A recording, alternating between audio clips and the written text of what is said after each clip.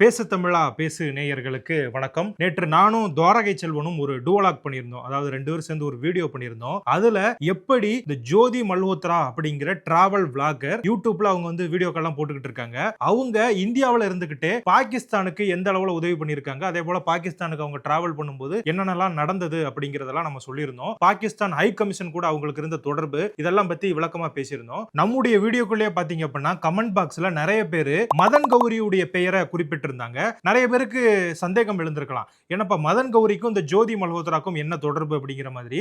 அவங்க 2 பேருக்கும் எந்த தொடர்புலாம் கிடையாது. 2 பேருமே ஒரு யூடியூபர் அப்படிங்கிறது மட்டும்தான் ஒரே காரணம்.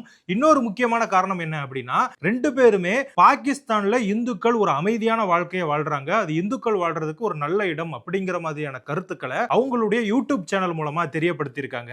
நம்ம வந்து ஜோதி மல்ஹோத்ரா அவங்களுடைய கேஸை நேத்து விரிவா பார்த்துட்டோம். ஜோதி மல்ஹோத்ரா அவங்களுடைய யூடியூப் சேனல்ல என்ன சொல்லியிருந்தாங்க அப்படின்னா பாருங்க, இங்க வந்து இந்து கோவில் இருக்கு, பாகிஸ்தான்ல இதுதான் மிகப்பெரிய இந்து கோவில் அப்படின்னு சொல்லிட்டு ஒரு கோவிலுக்கு போய் அங்க அவங்க சாமி கும்பிட்ட மாதிரியான வீடியோக்கெல்லாம் போட்டிருந்தாங்க. அதே போல இந்துக்களுடைய பாரம்பரியத்தை இன்னுமே பாகிஸ்தான் பேணி பாதுகாத்துட்டு வருது அப்படிங்கிற மாதிரியும் அவங்க வீடியோக்கள் மூலமா சொல்லியிருந்தாங்க.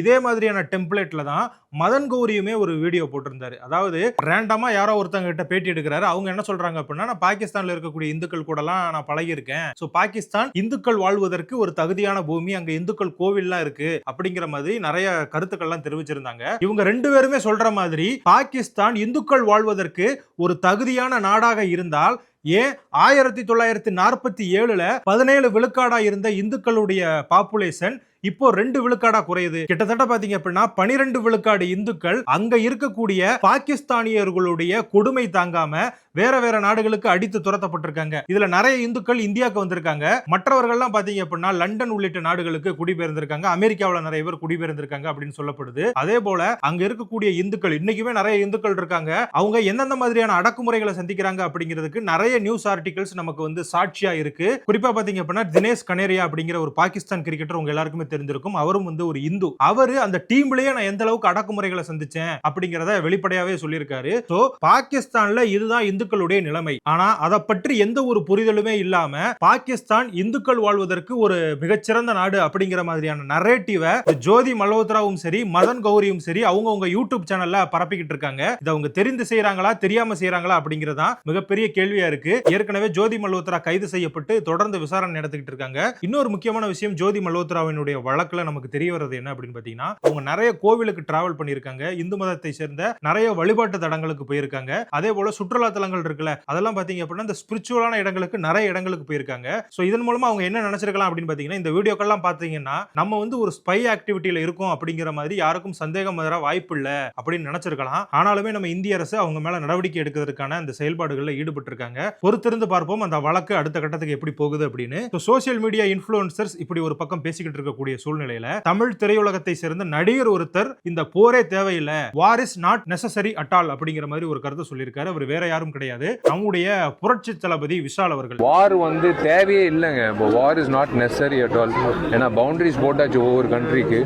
ஸோ அந்த வகையில் வந்து அதை மையப்படுத்தி எல்லாரும் வந்து அது புரிஞ்சுக்கிட்டு புரிதலோட செயல்பட்டாங்கன்னா வாரே தேவையில்லை. போர் தேவையில்லை, எல்லோரும் புரிதலோடு இருந்தாலே போர் வராது, போரால் ராணுவ வீரர்கள் தான் பாதிக்கப்படுகிறார்கள் அப்படின்னு சொல்லியிருக்காரு. இதுல நமக்கு இருக்கக்கூடிய சந்தேகம் என்ன அப்படின்னு பாத்தீங்கன்னா, போரால ராணுவ வீரர்கள் பாதிக்கப்படுகிறார்கள் அப்படின்னு தெரிந்த விஷாலுக்கு பயங்கரவாதத்தால அப்பாவி பொதுமக்கள் பாதிக்கப்படுகிறார்கள் அப்படிங்கிறது தெரியலையா, இல்ல அவருக்கு யாரும் சொல்லலையா அப்படிங்கிறது தான் நமக்கு இருக்கக்கூடிய கேள்வியா இருக்கு. இன்னொரு முக்கியமான விஷயம் அப்படி சொல்றாரு, பேச்சுவார்த்தை மூலமாவே நம்ம எல்லாருமே எல்லாத்தையும் பேசி தீர்த்துக்கலாம், எதுக்கு இந்த மாதிரி வாரெல்லாம் பண்றீங்க, இந்த வாருங்கிறது உயிரிழப்புகளை தான் ஏற்படுத்துதுன்னு சொல்றாரு. இதுல இன்னொன்னு நம்ம கவனிக்கணும், அதாவது வந்து ராணுவ வீரர்கள் பாதிக்கப்படுகிறார்கள் அப்படின்னு தான் அவர் சொல்றாரே தவிர இந்தியாவை சேர்ந்த ராணுவ வீரர்கள் பாதிக்கப்படுகிறார்களா இல்ல பாகிஸ்தானை சேர்ந்த ராணுவ வீரர்கள் பாதிக்கப்படுகிறாரான்னு சொல்லல. 2 பேருக்கும் சேர்த்து அவர் அனுதாபப்படுறாரா அப்படிங்கிறது நமக்கு தெரியல. 2 பேருக்கும் சேர்த்து அனுதாபப்படலாம். ஆனா சுற்றுலா பயணிகளை நீ என்ன மதம்னு கேட்டு பார்த்து சுட்டு கொண்டாங்கல்ல, அப்ப இந்த விஷால் எங்க போனாரு அப்படிங்கறதா நமக்கு இருக்கக்கூடிய ஒரு அழுத்தமான கேள்வியா இருக்கு. இப்படி பேச்சுவார்த்தை மூலமா நம்ம எல்லாமே பேசி தீர்த்துக்கலாம் அப்படின்னு சொல்ற விஷாலுக்கு நடிகர் சங்க பிரச்சனையை பேச்சுவார்த்தை மூலமா பேசி தீர்க்க வழி இல்லையே. எவ்வளவு பெரிய சண்டையை கிரியேட் பண்ணி எவ்வளவு பிரச்சனைகளுக்கு நடுவுல இந்த நடிகர் சங்க தேர்தல் நடந்து முடிஞ்சது அப்படிங்கிறது உங்க எல்லாருக்குமே தெரியும். இன்னைக்கு அந்த நடிகர் சங்க கட்டடத்தை அவர் கட்டிட்டாரா, அவர் சொன்ன வாக்குறுதியை நிறைவேற்றிட்டாரா அப்படிங்கறதெல்லாம் மறுபக்கம் இருக்க, அந்த தேர்தல் நடக்கும் பொழுது எந்த அளவுக்கு பரபரப்பு பரபரப்பை கிரியேட் பண்ணாங்க அப்படிங்கிறது நம்ம எல்லாருமே டிவிகள்ல பார்த்திருப்போம். ஒரு சின்ன சங்கம், ஒரு 4000 இருந்து 5000 நபர்கள் இருப்பாங்க. அந்த சங்கத்தோட தேர்தலையே உங்களால பேசி முடிக்க முடியலையே. 2 நாடுகளுக்கு இருக்கக்கூடிய பிரச்சனையை, அதுவும் பயங்கரவாத பிரச்சனையை பேச்சுவார்த்தை மூலமா பேசி தீர்த்துக்கோங்க அப்படின்னு நீங்க கவர்மெண்ட்டுக்கு அறிவுரை சொல்லிக்கிட்டு இருக்கீங்க. இதை பத்தி நம்ம என்ன கருத்து சொல்ல அப்படின்னே தெரியல. இவர மாதிரியே நிறைய பேர் போர் வேண்டாம் அப்படின்னு சொல்லிக்கிட்டு இருக்காங்க. அதுல முக்கியமான ஒரு கட்சி என்ன அப்படின்னு பாத்தீங்க அப்படின்னா காங்கிரஸ் கட்சி. காங்கிரஸ் கட்சியில் இருக்கக்கூடிய நிறைய தேசியவாத சிந்தனை கொண்ட தலைவர்கள் நம்மளுடைய இந்த ராணுவ நடவடிக்கை சரிதான், பாகிஸ்தான் நம்ம மேல தேவையில்லாம அட்டாக் பண்ணாங்க, அதுக்கு நம்ம பதிலடி கொடுத்திருக்கோம், பாகிஸ்தானுடைய பயங்கரவாத முகாம்களை நோக்கி தான் நம்ம தாக்குதல் நடத்தி இருக்கிறோம் அப்படிங்கிற உண்மையை தொடர்ந்து சொல்லிக்கிட்டே இருக்காங்க. ஆனா ஒரு சிலர் பாத்தீங்க அப்படின்னா இந்த இடத்துலயும் நம்ம மோடிக்கு எதிரான அரசியல் பண்ணணும், பாஜக எதிரான அரசியல் பண்ணணும் அப்படின்னு சொல்லிட்டு தேவையில்லாத வன்மத்தை பரப்பிக்கிட்டு இருக்காங்க. இவங்க கிட்ட போய் நம்ம துருக்கியை பத்தியோ இல்ல வேறு நாடுகளை பத்தி கேட்டாலோ அவங்களுடைய பதில் என்ன இருக்கு அப்படிங்கறத இந்த வீடியோ மூலமா நீங்க பாருங்க. Thank you. Sir Turkey boycott, Turkey के बायकॉट पे सर